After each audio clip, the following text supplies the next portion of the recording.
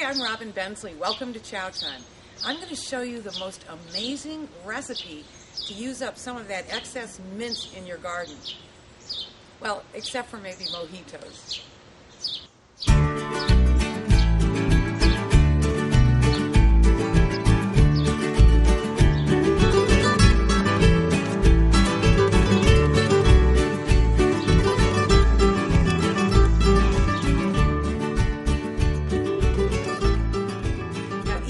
Mint is a very invasive plant. It's a pretty amazing plant too because it's been around since ancient times. Ancient Romans and Greeks used to make perfume out of it. They used to put it in their bath water. They also would have sprigs of it around the house as a special welcoming for people. It was considered a symbol of hospitality. And of course nowadays mint is used in everything from medicine to cosmetics to iced tea, to lamb chops, to toothpaste, to ice cream. Okay, so let's rinse it off in a little cold water.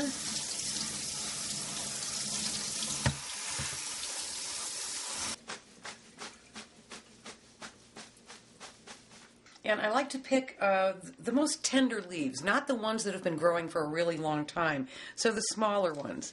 And we're just going to pick them right off the stem. We don't want any stems in here. And we're going to need about 4 cups worth of mint leaves for this mint pesto. By the way, there are only 12 true species of mint. There are hundreds of hybrids, though. This happens to be apple mint. There's such things as banana mint and pineapple mint and chocolate mint and orange mint. Apple mint is a very nice one to work with.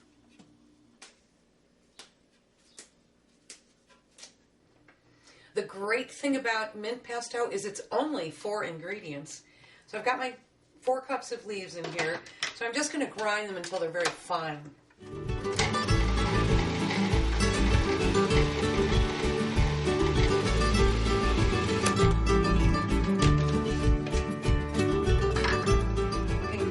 We are going to add about 1/4 cup of pine nuts, and we're going to add about 1/4 cup of sherry vinegar. This is the most important ingredient. First of all, mint is very pungent, and the vinegar will kind of tone that down, but it also brightens up the flavor.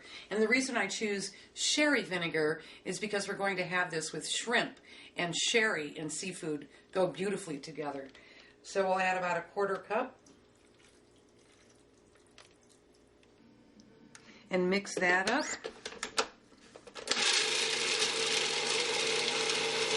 Let's give the bowl a scrape.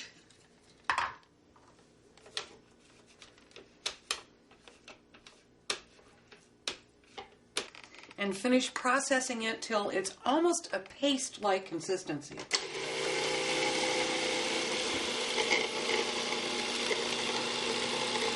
And boy, does it smell fantastic. Okay, now with the motor running, we're going to drizzle in about 1/4 cup of olive oil slowly.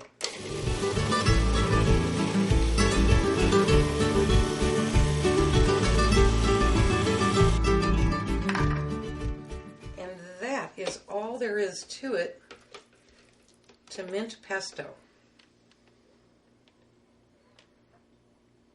I've melted a little butter in a frying pan, and now we're just going to cook up some shrimp. These are beautiful wild shrimp, and I highly recommend purchasing wild shrimp as opposed to farm-raised because there is so much more flavor.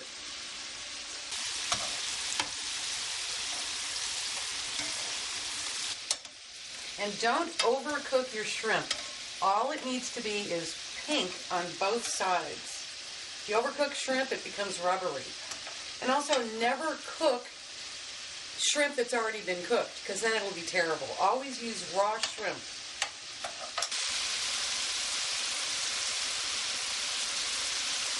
These are done. And so I'm going to put in a couple of scoops of the mint pesto. And just mix it in there.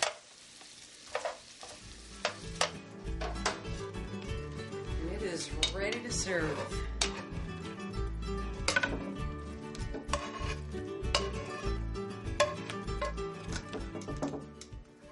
Now you can serve mint pesto with shrimp as a main course. You could serve it as an appetizer. It looks great on top of some pasta with a simple tomato sauce. And I just think sitting around eating a platter of these things is the perfect way to go.